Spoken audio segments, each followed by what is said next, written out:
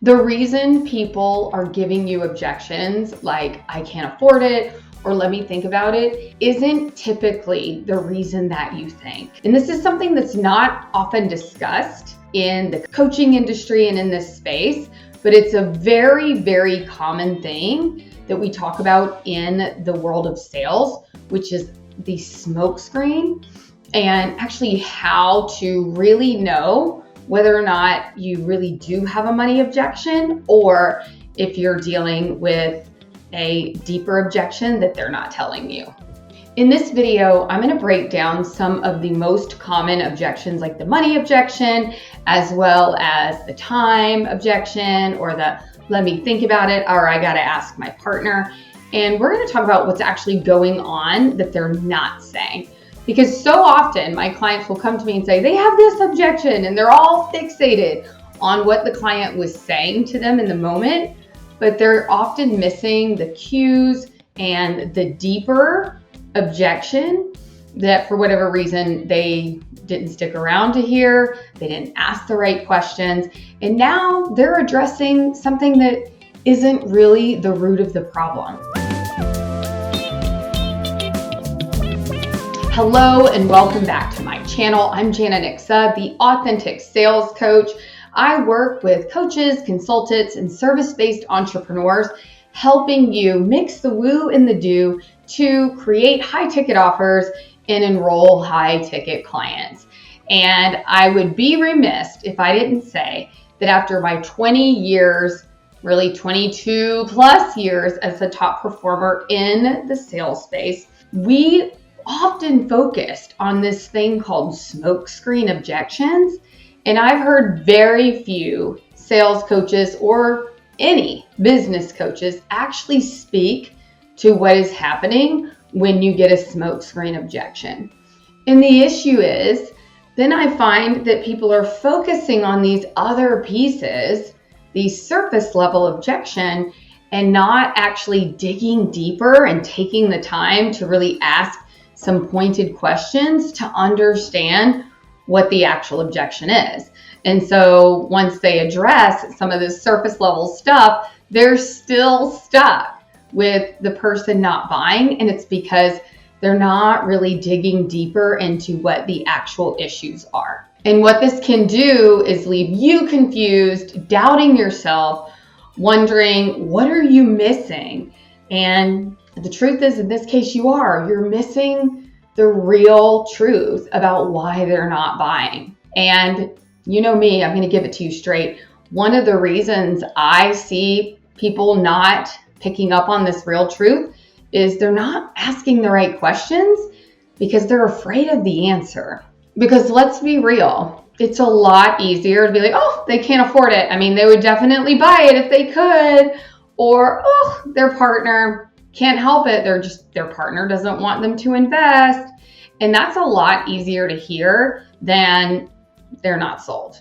And so me being the voice of reason that I am for my clients is to say, what makes more sense? Do you want to continue to speak to the objection, the smoke screen that they're just giving you? Or do you really want to tackle what's going on underneath? Even if it hurts a little, that's going to be far more impactful and powerful than just rearranging deck furniture on the Titanic. So first, let's talk about how to dig deeper to get to the root of the problem. And then we're going to talk about how to actually sell them based on the real objection. So if we know 9 times out of 10, if your offer is dialed in and you're speaking to the right people inside your audience, bringing those people through a qualifying process onto sales calls, and then they tell you things like they can't afford it, then obviously they're not sold 9 times out of 10. I will give you that every so often leads will squeak by that maybe aren't qualified or not ready or whatever it may be. But if you have your sales process in place and you've validated your offer and you know who you're speaking to, then you should really only be getting on calls with premium buyers, right?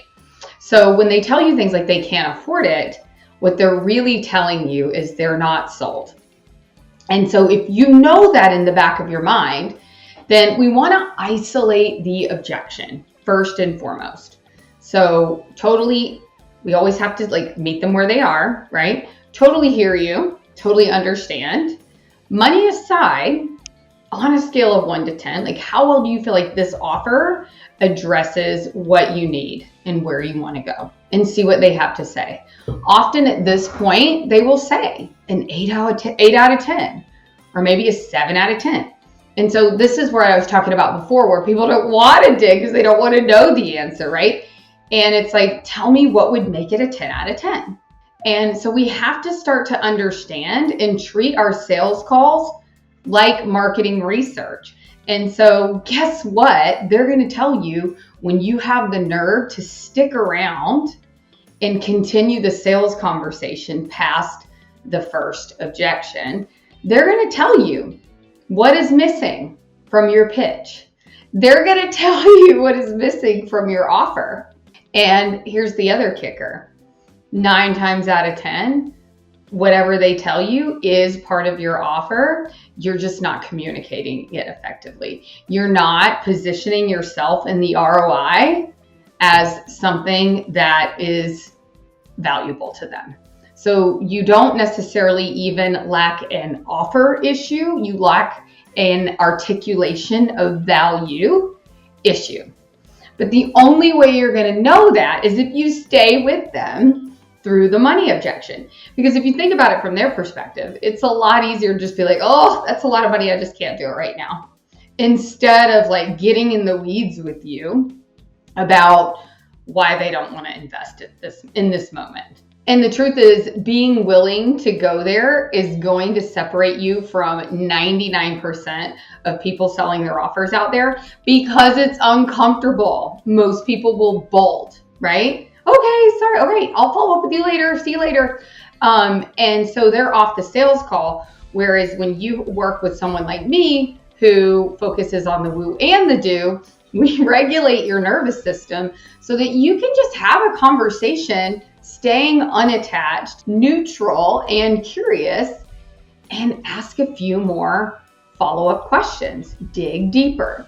When you're able to do that, not only is it going to set you apart from pretty much everybody else because they're terrified to dig in, but it's also going to represent the fact that you care and give you another opportunity to pitch your offer based on the information you gather. For example, inside my offer is an entire bonus on events and checklist, launch strategies, all the things, because one of the things I teach inside my offer is high ticket premium buyers like to attend events. They like to be in rooms with other high ticket buyers, right? And so it would behoove me to have a bonus in my offer that teaches you how to host these types of events. Now, we all know a confused buyer doesn't buy. So when I'm gathering information about what they want and what they've tried and what they think their missing piece is on the sales call, and they don't mention anything about events necessarily, then I may not mention that bonus. However, in this particular example, when I was having a wonderful sales call with somebody and she said, I just think it's too expensive, it's just not the right time. And I said, totally get it, totally understand. But just for my own information, money aside, on a scale of 1 to 10, where do you feel this offer fits, like what you need, and is going to take you to that next level as it relates to getting clients? And she said, well, I think it's about a 7 out of 10. And so I go, oh, tell me more. And she said, well, something I've always wanted to do was host events. And, so I'm looking for someone that can help me with that as well. Now, see, had I not asked these questions, I never would have known that because she didn't mention that earlier on in the sales call. So, and at the same time, I don't want to bombard her with every single solitary thing that's in my offer. I mean, Russell Brunson value stack, Can I get an amen that it's just overwhelming and ridiculous, unbelievably annoying, right? You get all this and a new car for $997, normally $1 million. But the point is, I don't like to overwhelm people, so I pick and choose what pieces of my offer I'm going to share based on what I've been able to uncover about their problem and what they think their solution is. So I didn't mention events because she didn't bring that up until I dug deeper.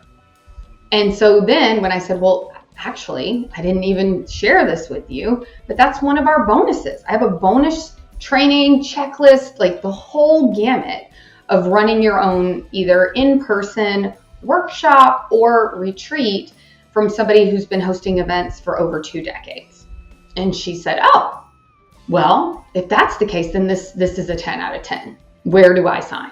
And so I use that specific real world example with you because when it comes to sales calls, it isn't about what you say. It's about who you're being and how well can you continue to hold the space for them without letting your own stuff enter into the equation. And so it's super important. I would be remiss if I didn't mention that the whole other side of this isn't just knowing what to say. It's, can I remain in this unattached, neutral, curious, not taking offense, really seeking to understand energy long enough to see if we can't come to a better outcome for the both of us? Because had I not been able to do that, not only would I not have enrolled her into my program, she would have missed out on an offer that was really perfectly suited for her and checked all of her boxes.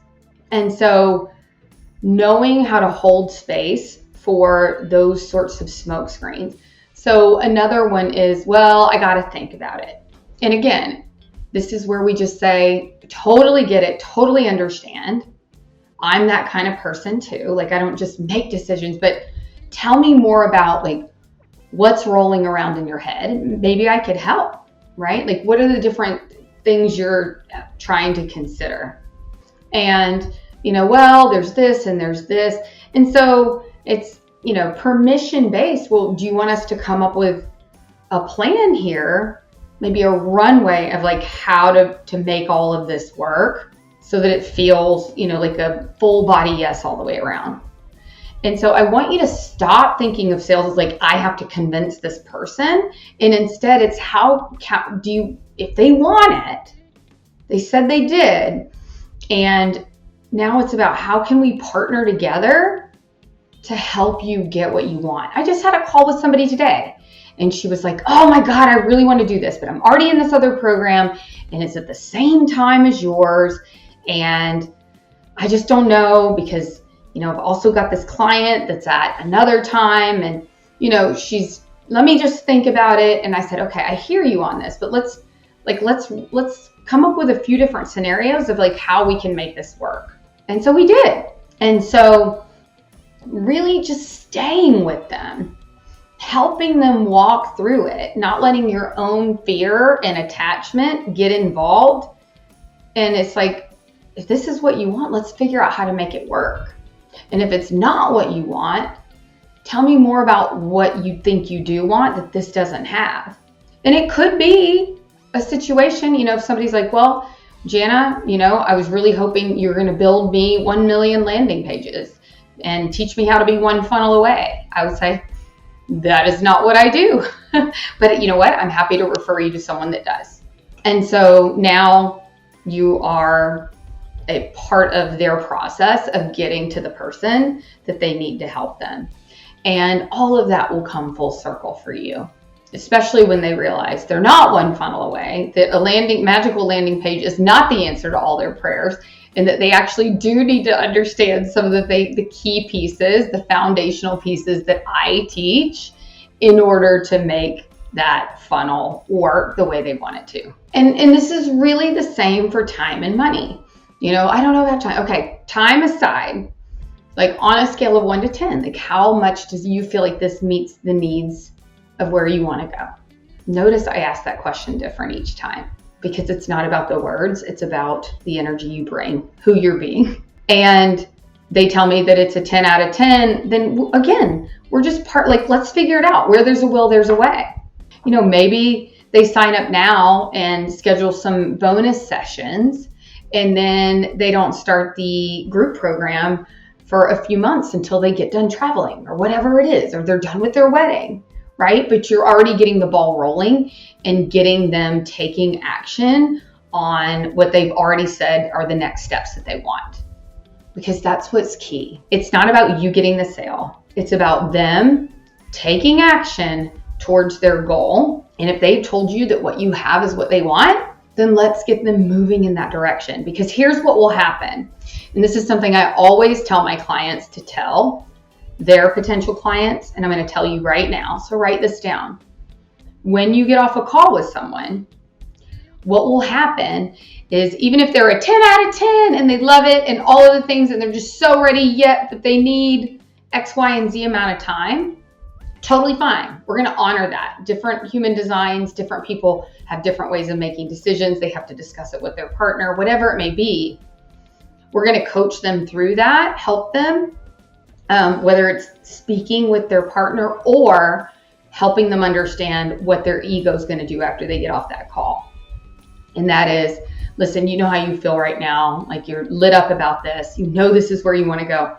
I believe that you are now being called to that higher timeline.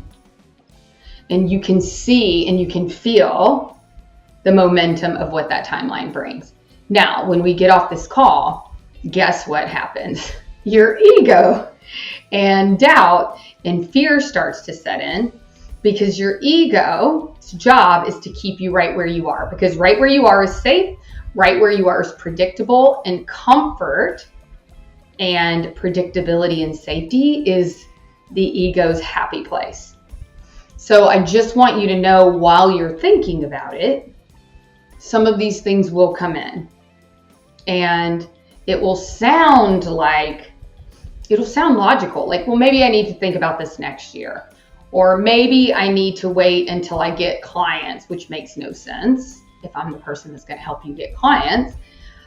Maybe I need to, whatever it is, but ultimately it's keeping you from taking action on your dreams that you've already told me are really where you want to go. And so if you know anything about intuition is really that first soul, like, yes. And then fear and our ego comes in after to talk us out of our dreams. And so I'm always letting my clients know that, and that if it comes up and if the fear comes in, let's talk about it. Okay. And again, not because I'm trying to convince anyone of anything, but you've already told me this is what you want. You've already told me this is where you want to go.